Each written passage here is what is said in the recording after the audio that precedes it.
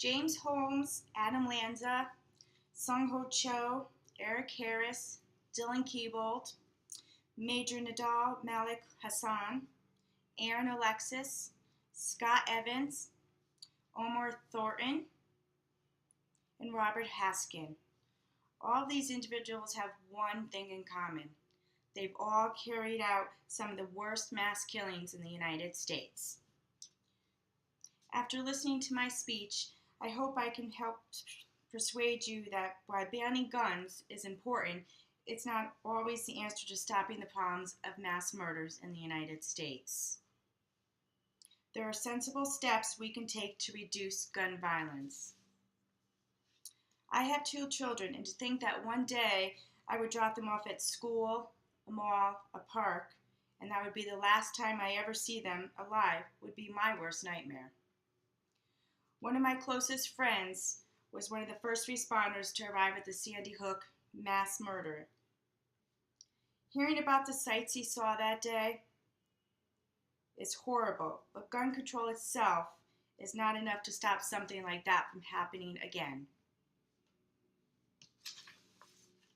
First, I'll discuss the assault weapon ban.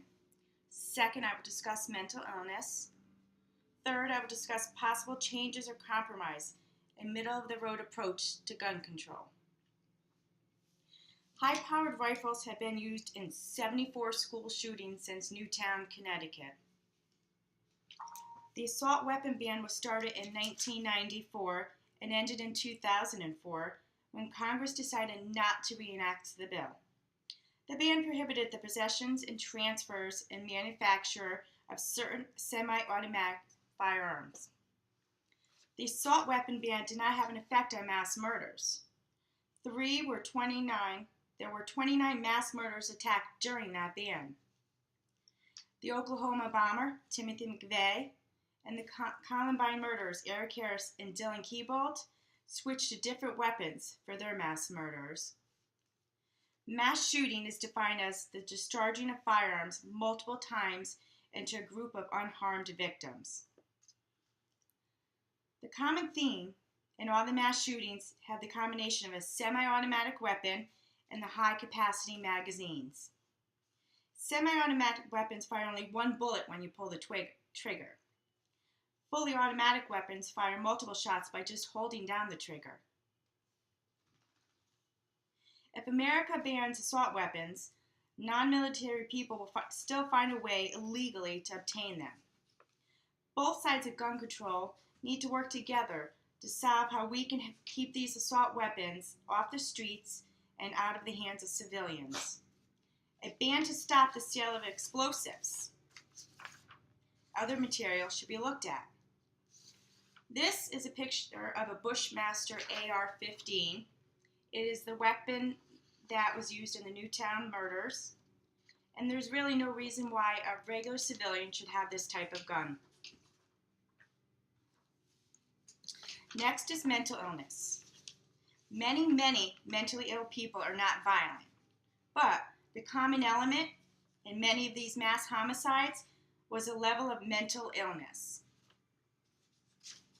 Each person who has committed a mass murder suffered a period of mental decline over a year or more, according to Hilshaver in 2013's article. According to David Hilshaver, the continuous dramatic news coverage energizes some of these people to commit the mass murders. Mental health should be treated with the same intensity and resources as disease and cancer. Mass shootings can increase mental health stigmas that people with a mental illness are dangerous and violent. But again, let me state, many mentally ill people are not violent. Background checks on gun applications should also show if an individual voluntarily sought treatment for a mental illness. If this was changed, a red flag might have gone off about Sung Ho Cho or James Holmes in the Aurora movie theater shooting. Just want to show you a graph of the reasons why people over the years, age of 18, are not receiving mental health. The top one is because 50% could not afford the cost. and 28 themselves thought they could handle the problem without any treatment. I don't know if you can see that well, but those statistics are alarming. We need a middle of the road. No matter what side of gun control you may be on, one thing we can agree on is that America needs to find a solution to this epidemic. We need maybe annual mandatory retraining on gun safety for the gun owners. Mandatory yearly mental health checkups. Changes in legislation are necessary. Gun owners should have to carry liability insurance. Just like car insurance if you get into an accident, gun owners should have liability insurance. The legal age to own a gun should be raised from 18 years old. At 18, we're all still too young to make decisions. The issue of gun control and violence will not go away. Gun control will not affect or stop a person who has a plan to carry out a mass murder. They will go to extremes to carry out their plans and obtain guns illegally or use different weapons like a bomb to carry out their mass murders. The number of mass murders happening in America is horrific, from military bases to elementary schools. The saying, guns don't kill people, people kill people.